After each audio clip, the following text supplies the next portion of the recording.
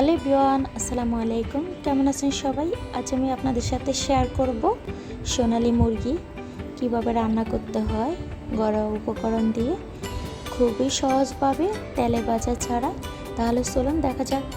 প্রথমে আমি কড়াইতে দিয়ে দিলাম তেলটা গরম হয়ে গেলে দিয়ে দিব আমি পেঁয়াজ কুচি। আপনারা চাইলে এখানে পেঁয়াজ বাটাটা দিতে পারেন। আমি পেঁয়াজ কুচি দিয়ে দিলাম, দিয়ে পেঁয়াজটাকে আমি হালকাভাবে একটু ভেজে নিব, কারণ পেঁয়াজটা যদি কাঁচা কাঁচা থাকে সেক্ষেত্রে কিন্তু মাংসর যে একটা টেস্ট আছে সেটা ভালো আসে না।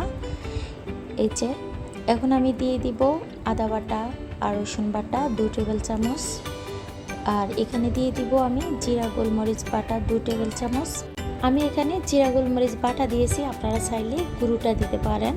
এখানে দিয়ে দিলাম 2 তেজপাতা, 2 টুকরো দারুচিনি, 4টি এলাচ আর লবঙ্গ দিয়ে দিলাম 4টি।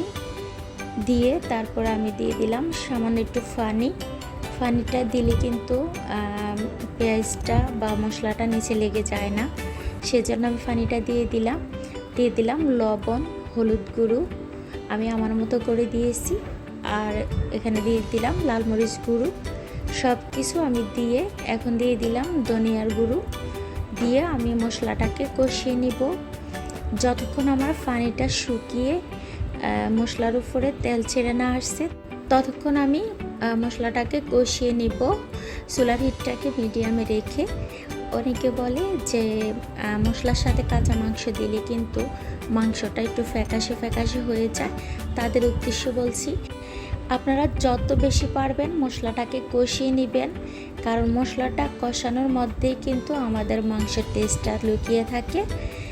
আর যত বেশি কষিয়ে নেবেন তত বেশি আপনাদের মাংসের টেস্ট ভালো আসবে। এই যে দেখুন, আমি এখন আগে থেকে চিকেনগুলোকে কেটে ধুয়ে পরিষ্কার করে নিয়েছি পানি জড়িয়ে। এখন আমি ভালোভাবে মশলার সাথে কষিয়ে নিব। আমি প্রায় 50% মতো মাংস এভাবে কষিয়ে কিন্তু সিদ্ধ করে নেব। এখন ঢাকনা দিয়ে মাঝে মাঝে কিন্তু আমি নেড়ে ছেড়ে তারপরে কষিয়ে নিব। মাংস থেকে অলরেডি কিন্তু পানি উঠতে শুরু করে দিয়েছে। আমি এক্সট্রা কোনো পানি দিব না। এক্সট্রা পানি যদি দিতে যান কষানোর সময় সেক্ষেত্রে কিন্তু মাংসটা ভালো লাগবে না খেতে। মাংসটাকে এমনভাবে কষাতে হবে যতক্ষণ আপনার পানি শুকিয়ে না আসবে ততক্ষণ পর্যন্ত আপনি কষাতে থাকবেন। তখন দেখবেন মাংসটা পারফেক্টভাবে কষানো হয়ে যাবে। এভাবে মাংস রান্না করে খেলে কিন্তু আপনারা একবার খেলে বারবার খেতে মন চাইবে, এত মজা হয়। যারা এভাবে খাননি তারা একবার হলো খেয়ে দেখবেন। এই যে দেখুন, পানিটা অলরেডি শুকিয়ে কিন্তু মাংসটা আমার কষানো হয়ে গিয়েছে। দেখতে তো পাচ্ছেন কালারটাও কিন্তু চেঞ্জ হয়ে গিয়েছে। এই যে তেল ছেড়ে আসছে দেখুন, তার মানে আমার মাংসটা কষানো হয়ে গিয়েছে। এখন আমি পানি দিয়ে দিব, গরম পানি আগে থেকে আমি করে রেখেছি।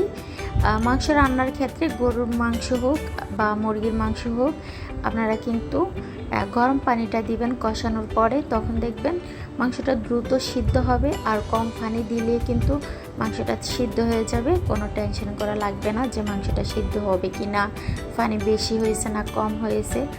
এই যে আমি যেহেতু অল্প কিছু জল রাখবো সেজন্যই কিন্তু আমি পানিটা দিয়ে তারপরে ঢাকনা দিয়ে ঢেকে রেখে দিব। যে 10 মিনিট আমি রান্না করে নিয়েছি। যেহেতু আমি জল রাখবো সেজন্য কিন্তু আমি এখন চুলার হিটটাকে কমিয়ে আরও 3 থেকে 4 মিনিট আমি রান্না করে নেব। আপনারা চাইলে একেবারে পানিটা শুকিয়ে ফেলতে পারেন, যদি শুকনো খেতে মন চায় সেক্ষেত্রে কিন্তু আরও বেশি মজা লাগবে খেতে। আমার ভিডিওটি কেমন লাগছে, ভালো লাগলে লাইক, কমেন্ট, শেয়ার করে দেবেন। নতুন হলে সাবস্ক্রাইব করে দেবেন।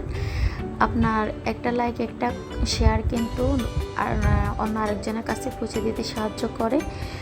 আর যেহেতু দেখুন আমার মাংসটা হয়ে গেছে সেজন্য আমি এখন ফ্লেভারের জন্য দিয়ে দিলাম কাঁচামরিচ, গোটা কাঁচামরিচ দিয়েছি। আপনারা চাইলে ফালি দিয়ে দিতে পারেন।